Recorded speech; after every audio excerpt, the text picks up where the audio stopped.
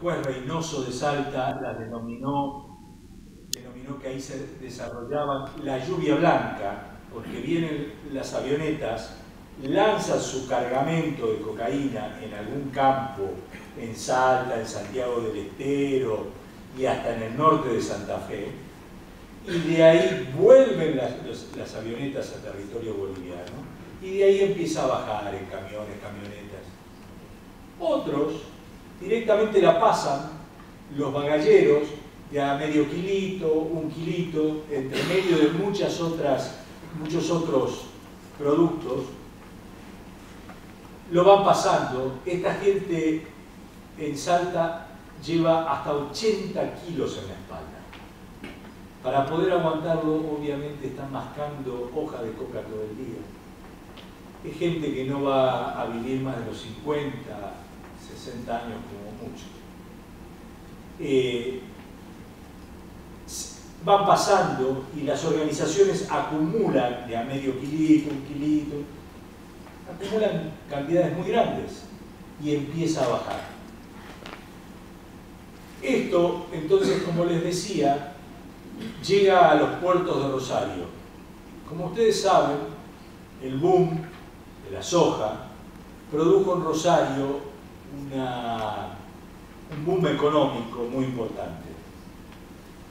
Se puede ver, o su emblema es el barrio de Puerto Norte, que es un puerto madero, más pequeño, pero grandes edificios, grandes departamentos ahí frente al río. La mayoría de esos departamentos están vacíos. Simplemente han sido comprados como negocio. Entre eso es donde empiezan a operar estas bandas, con bandas locales. Vienen los grandes cargamentos, ya tienen todo arreglado con los barcos que llevan la producción de soja, particularmente aceite o granos u otros granos hacia Europa, también hacia Asia. Cargan ahí en los puertos y les pagan con una parte de la cocaína. Eso es lo que nosotros vemos que está dando vuelta en los barrios de Rosario y que crean este barrio de Rosario, barrio de Buenos Aires, de Córdoba, de Neuquén, de la Argentina, y que crean este enorme nivel de violencia que vemos, por ejemplo, alrededor de Rosario. Pero no es solo Rosario. Por ejemplo, no sé si recuerdan un caso famoso que se llamó Manzanas Blancas, y hubo 2 o 3 casos similares. Venía el cargamento hacia Río Negro, lo metían dentro de la producción de manzanas, y desde la producción de manzanas lo traían en containers al puerto de Buenos Aires y de aquí a España. De España iba a Holanda y desde allí era distribuido al resto de Europa. Hay otros caminos. Salta, el norte de Chile, en los puertos de Iquique y Arica, hacia todo el norte, y van también por el Pacífico, desde ahí abajo. Les es más fácil que ir desde México hacia Estados Unidos, o si no directamente van a Asia. Esto es lo que está sucediendo en el mundo, y Argentina es epicentro en ese sentido. Estamos en el medio de un corredor, pero no es solo un corredor.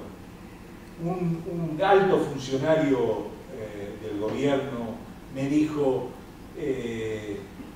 no, a mí no me preocupa lo que pasa por acá y sale, a mí me preocupa lo que queda. Un grave error. Donde pasa la cocaína, deja el polvillo, deja la corrupción, deja la violencia, deja sectores enormes de territorio sin Estado.